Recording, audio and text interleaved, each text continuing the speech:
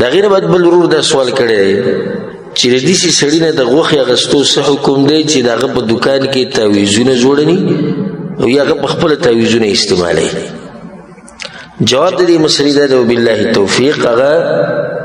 اصل دا دی چې د مسلمانانو حلاله او د اهل کتابو حلاله ده حلاله ده. د مسلمانانو حلاله چې یو څاروی حلال کړي د الله په نوم په شرعي طریقې سره ده حلال ده، او دغه شان د اهل کتابو حلاله هم حلاله ده. اگر که هغه یهود و نصارا دي، خو الله سبحانه وتعالی دا خبر په سورة المائده کې کړی وطعام الذین اوتوا الکتاب حل لکم، د هغوی د حلالي ده زموږ دپاره حلالي دي، الا دا چې موږ ته پته ولګي چې دوی پې د غیر الله نوم اخلي او یې په غیر شرعي طریقې سره حلالوي، نو بیا به زموږ دپاره دا څه دا بیا حرامي. اوس راځو دې مسلې ته چې دا سړی چې په دوکان کې تعویذونه پراته دي او یا دې په خپله تعویذونه استعمالوي، هلته دوکان کې هم تعویذونه ځوړند کړي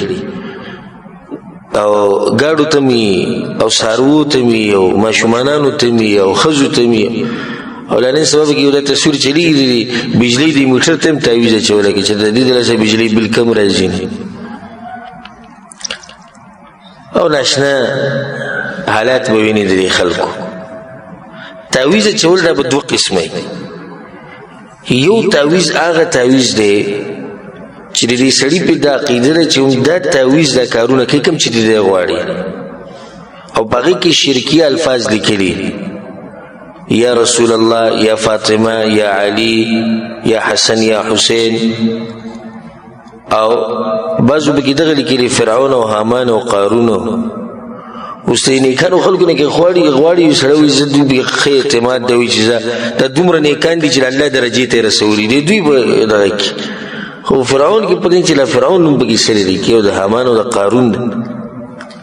او څه ناشنا یو پیر موږ یو کس تعویذ اخیسته به کې لیکلي یا اشبوشه یا خشبوشه او یا بدوح او یا کدوح، دا شرکي الفاظ دي. نو چې کله د انسان دا عقیده وي چې دا تعویذ په خپله اثر کوي او دا شرکي الفاظ به کې لیکي، نو بیا دې سړي عقیده د شرک ده، د ده ذبیحه هغه حرامه ده، هغه بیا نشي اخیستی.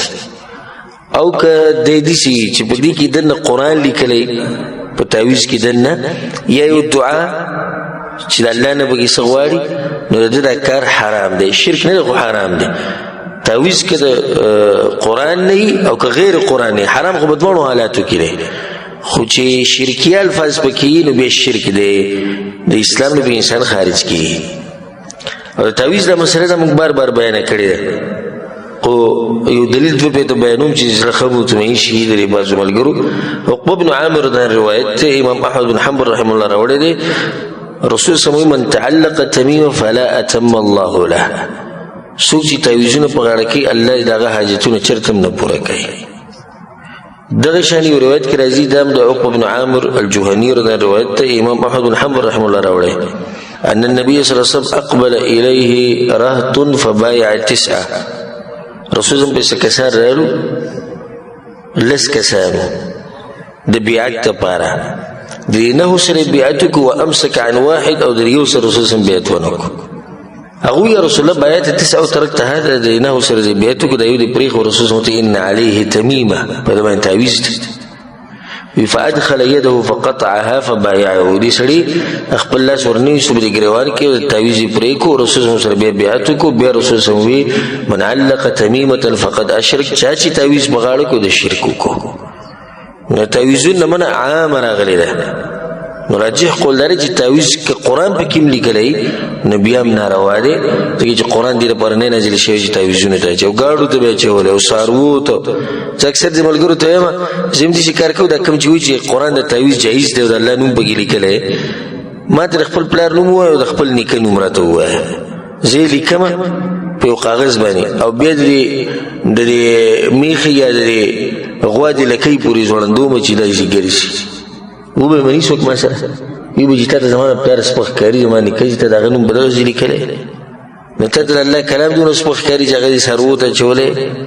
او هغه دې ماشومانو ته اچولی، هغه په ګندګۍ کې ګرځي او هغه دې ښځې ته او تا ته پروت ته او تاسو به کوروالی کوئ، قسمه قسم حالت ته باندې راځي او دسماج به کوئ، حاجت به کې پوره کوئ. نو د تعویذونه په هر حال کې ناروا دي، او دا یو روایت کې راځي چې د مسلمان نه تعویز پرې کو لکه د چې یو مری غلام آزاد کو نو کوشش کوو چې څوک د مخې د راځي او تعویز وتې نو پوهه کا په حکمت سره او کله تعویز ته پرې کېدو ختمېدو دا دې ختم کا لکه دا سړی په دې تعویز کې قرآني آیتونه لیکي او دا وایي د عقیده چې تعویز څه نشي کولی خو دا یو سبب دی نو بیا دی یو ناروا کار کوي او ذبیحه یې څه ده هغه حلاله ده